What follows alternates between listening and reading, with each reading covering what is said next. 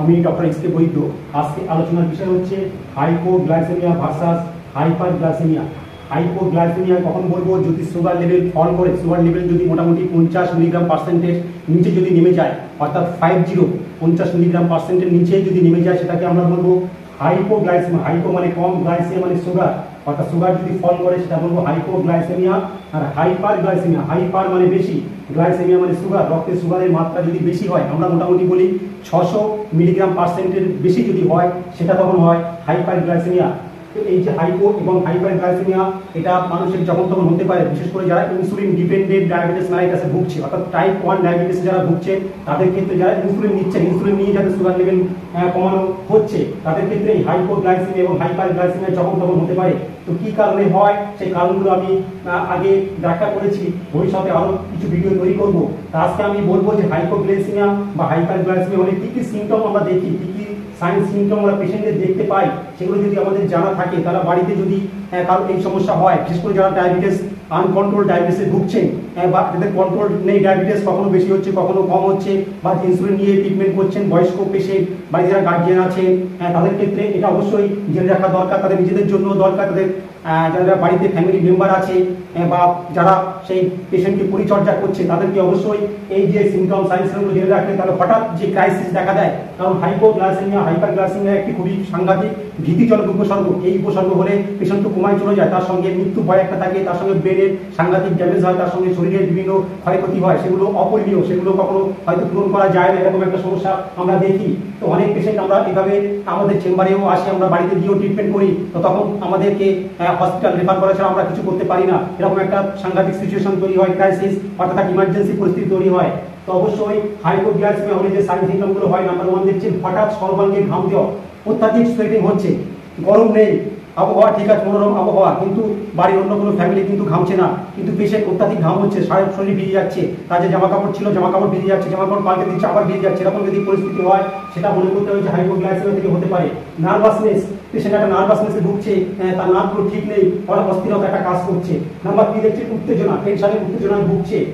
Number 4 দেখছেন বুক ধড়ফড়ানি বা palpitation, যেটা আমরা বলে থাকি। পালস নিয়ে দেখবেন যে pulse more than 100 beat per minute, অর্থাৎ 1 মিনিটের বেশি, কিন্তু 1 মিনিট সময়ে পালস হচ্ছে 100 বেশি। আমরা যেটা জানি 70 থেকে 100-র মধ্যে যে থাকে, অর্থাৎ 60 থেকে 100-র মধ্যে এরকম একটা আমরা দেখে থাকি। সেটা যদি 100 বেশি হয় পার মিনিটে, তাহলে সেটা বুক ধড়ফড়ানি বা প্যালপিটেশন আমরা বলে থাকি। ক্ষুধার বৃদ্ধি, ক্ষুধা অর্থাৎ পেশেন্ট বারবার খেতে চাইছে। নাম্বার 6 দেখছেন দুর্বলতা, উইকনেস, পেশেন্ট সাংঘাতিক দুর্বল ফিল করছে, কারণ অত্যাধিক ঘাম যদি হয়, তার সঙ্গে দুর্বলতা তো অলরেডি চলে আসবে। ভয় ভয় ভাব, পেশেন্ট একটা ভয় ভয় ভাব থাকছে, তার কোনো ভয়ের কারণ নেই, পরিবেশ নেই, তাও পেশেন্ট একটা ভয় ভাব থাকছে যে আমি আর বাঁচবো না, আমি মরে যাবো, আমার শরীরের মধ্যে একটা অস্বস্তি তৈরি হচ্ছে, এরকম একটা ভয় ভয় ভাব থাকবে। হাত পা কাঁপা, বিশেষ করে পেরিফেরাল লিম্ফ্যাথি বলা হয়, অর্থাৎ হাত কাঁপতে পারে, এরকম করে কাঁপতে পারে, টকটক করে পেশেন্ট কিছু লিখতে বললে লিখতে পারবে না, পেশেন্টের হাত অলপতে একটা কাঁপা কাঁপা ভাব, পা দিকেও কাঁপা কাঁপা ভাব, অর্থাৎ পেরিফেরাল যে লিম্ফগুলো আছে সেগুলো কিন্তু কাঁপা কাঁপা ভাব হয়। তার সঙ্গে নাম্বার 9 ঝাপসা দৃষ্টি বা হঠাৎ চোখে অন্ধকার দেখা বা সবকিছু দ্রুত দেখা। আমরা যেটা বলি ডিপ্লোপিয়া, সেই সমস্ত সমস্যা কিন্তু হতে পারে এই ঝাপসা দৃষ্টি, অর্থাৎ আগে ভালো দেখছিল কিন্তু হঠাৎ করে এই সমস্যার সঙ্গে ঝাপসা দেখছে, ঠিক মতো দেখছে না, অস্পষ্ট, সামনে অস্পষ্ট সবকিছু দেখছে, সেরকম যদি সমস্যা হয়, বা চোখে দুটো কিছু দেখছে, এরকম সমস্যা হলে কিন্তু হাইপোগ্লাইসেমিয়া হতে পারে। নাম্বার 10 দেহের ভারসাম্য নষ্ট হয়ে যাওয়া, পেশেন্ট দাঁড়াতে বললে দাঁড়াতে পারবে না, পেশেন্ট চলতে পারবে না, একটা ব্যালেন্স সমস্যা হবে, ব্যালেন্সটা হারিয়ে ফেলবে। নাম্বার 11 দেখছেন কথা জড়িয়ে যাওয়া, মাতালের মতো কথাবার্তা, অস্বাভাবিক আচরণ করা, অর্থাৎ একটা মাথা যেরকম তার চলন বলন কথাবার্তা ঠিক থাকে না, সেরকম একটা অস্বাভাবিক আচরণ করা। নাম্বার 12 দেখবেন, নাম্বার 12 অ্যাটাক্সিয়া বা পেশি অসমক্রিয়া, আমাদের যে মাসেলের একটা সুষম ক্রিয়া থাকে, কিন্তু কখনো কোথাও বেদনা হচ্ছে, কখনো একটা মাসেল ক্র্যাম্প হচ্ছে, কখনো সমস্যা হচ্ছে, এই সমস্ত একটা সিমটম দেখা যায় এই যে হাইপোগ্লাইসেমিয়া হলে। নাম্বার 12 নাম্বার 13 মুখ কখনো ফ্যাকাশে বা কখনো লাল আবহাওয়া, অর্থাৎ ক্যালর, অর্থাৎ ফ্যাকাশে, আমাদের যে মুখ চোখ আমরা দেখলে পেশেন্টের একটা আকৃতি, স্বাভাবিক আকৃতি বুঝতে পারি, স্বাভাবিক একটা প্যাটার্ন চেহারা বোঝা যায়, সেরকম পেশেন্টের যারা হাইপোগ্লাইসেমিয়া ভুগবে তাদের কিন্তু চোখ মুখ ফ্যাকাশে ভাব, রক্ত অল্পতায় ভোগা, অর্থাৎ রক্ত কমে গেলে যেরকম একটা ফ্যাকাশে ভাব হয়, জিভগুলো ফ্যাকাশে ভাব হয়, সেরকম কিন্তু হতে পারে। তার সঙ্গে কখনো লাল আবহাওয়া, তৎক্ষণিক আবার লাল আওয়াজযুক্ত হতে পারে, এরকম একটা সিমটম পরিবর্তন কিন্তু হতে পারে। তো এগুলো হচ্ছে হাইপোগ্লাইসেমিয়া। তারপরে আসছে হাইপারগ্লাইসেমিয়া। হাইপারগ্লাইসেমিয়া 7টা সিমটম দেখছে। নাম্বার 1-এ তীব্র পিপাসা, অর্থাৎ গলা শুকিয়ে যাচ্ছে, বারবার পিপাসা পাচ্ছে, পেশেন্ট জল খাচ্ছে কিন্তু জল খেয়ে যেন তার গলা পিপাসা শুকাচ্ছে না, বারবার খেতে চাইছে। দুর্বলতা উইকনেস, এখানে কিন্তু দুর্বলতার কথা বলেছি, এখানে কিন্তু হাইপারগ্লাইসেমিয়া দুর্বলতা থাকবে। বমি ভাব বা বমি হওয়া, অর্থাৎ নসিয়া বা ভমিটিং টেন্ডেন্সি হওয়া, কোনো কারণ ছাড়াই বমি হচ্ছে বা বমি লাগছে, পেশেন্ট বমি করছে, আবার কিছুক্ষণ পর বমি লাগছে, বমি হতে পারে নাও হতে পারে, এই দুটো কিন্তু সমস্যা হাইপারগ্লাইসেমিয়াতে হয়। নাম্বার 4-এ বারবার বা ঘন ঘন প্রস্রাব হওয়া, ফ্রিকোয়েন্ট ইউরিনেশন একটা হতে পারে, প্রস্রাব করে আসলো, জল খাচ্ছে কি খাচ্ছে না, তার কিছুক্ষণ পরে হয়তো আবার প্রস্রাব পেলো, আবার কিছুক্ষণে প্রস্রাব পেলো, এরকম ঘন ঘন কিন্তু প্রস্রাব হতে পারে হাইপারগ্লাইসেমিয়ার ক্ষেত্রে। প্রবল মাথার যন্ত্রণা, সিভিয়ার হেডেক, একদম মাথার যন্ত্রণা, ঠিক থাকতে পারছে না, পেশেন্ট অস্থির হয়ে যাচ্ছে, হাত দিয়ে নিজের মাথাকে চাপছে বা কাউকে বলছে মাথা টিপে দিতে বা বলছে আমার কোনো মেডিসিন দাও মাথার যন্ত্রণা কমানোর জন্য, কোনো সহ্য করতে পারছে না, আনবিয়ারেবল একটা হেডেক কিন্তু পেশেন্টদের হয়।